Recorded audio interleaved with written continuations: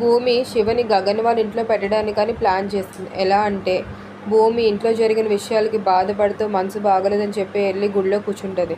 ఇంకా గుడిలో కూర్చుంటే శివ మాటలు వింటది బయట. కానీ బయటకు వచ్చి ఎదిగినప్పటికీ శివ ఎక్కడో కనిపించడు. ఇంకెవరు లేరని చెప్పి కారు ఎక్కి వెళ్తూ ఉంటుంది. ఇంక అప్పుడే వాళ్ళ కారు కిందకి వస్తాడు శివ. ఎవరో పడిపోయారని చెప్పి వెంటనే దిగి చూసినప్పటికీ శివ ఉంటాడు అక్కడ.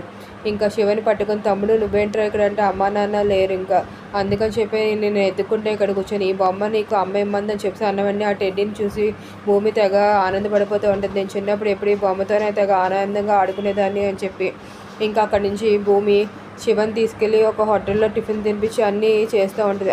అప్పుడు శివ ఇలా అంటూ ఉంటాడు, అక్క మీ ఇంటికి నన్ను తీసుకెళ్తామని చెప్పి. ఇంకా అప్పుడే చెర్రీకి ఫోన్ చేస్తుంది భూమి. ఫోన్ చేసి నన్ను ఎలాగైతే మీ అన్నయ్య వాళ్ళ ఇంట్లో పెట్టావు అలాగే నా తమ్ముడిని కూడా మీ అన్నయ్య వాళ్ళ ఇంట్లో పెట్టు చెర్రీ, హెల్ప్ చేయి చెర్రీ అని చెప్పి అడుగుతూ ఉంటుంది చెర్రీని.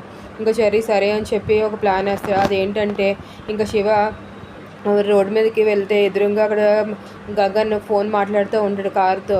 ఇంకా అప్పుడే శివ గగన్ పర్సు కొట్టేసి పరిగెట్టుకుంటూ వెళ్ళిపోతాడు. ఇంక గగన్ పరిగెట్టి ఆ పర్సు పట్టుకుని శివని పట్టుకుని కొట్టబోతూ ఉంటాడు. ఎందుకురా నువ్వు పర్సు దొంగలించావు అని చెప్పి అడుగుతూ ఉంటాడు గగన్. తను ఏం చెప్పడు. ఇంకా చెర్రీ కూడా వచ్చి ఎందుకురా నువ్వు ఇలాగ చేసే, దొంగతనం చేయకూడదు కదా అంటే, నేను కావాలని చేయలేదండి, మా అమ్మ వాళ్ళ నాన్న లేరండి నాకు, మా నాన్న మా అమ్మను వదిలేసి వేరే ఆంటీని పెళ్లి చేసుకున్నాడు, అందుకని చెప్పి మాకు డబ్బులు లేవు, నాకు చదువుకోవడానికి కానీ ఏమీ లేదు, అందుకని చెప్పి అన్న వెంటనే ఇంకా గగన్ తనదన్నీ గుర్తుకొస్తే వాళ్ళ అమ్మకు జరిగే అన్యాయం అంతాను. ఇంకా వెంటనే శివతో ఇలా అంటూ ఉంటాడు, నువ్వు నాతో వస్తావని నేను చదివించి నీకు ఫుడ్ పెట్టి నేను మంచిగా చూసుకుంటానని చెప్పి. ఇంకా చెర్రీ వేసిన ప్లాన్ హిట్ అయిపోయిందని చెప్పి చెర్రీ తెగ ఆనందపడుతూ ఉంటాడు లోపల. గగన్ అయితే చాలా ఫీల్ అయ్యి శివని ఇంటికి తీసుకెళ్తానని చెప్తాడు శివకి. సరే అని చెప్పి శివ కూడా ఓకే అంటాడు. ఇంకా గగన్ తెగ ఇదిగా ఆనందపడుతూ ఉంటాడు. శివని తీసుకువెళ్తాడు వాళ్ళ ఇంటికి.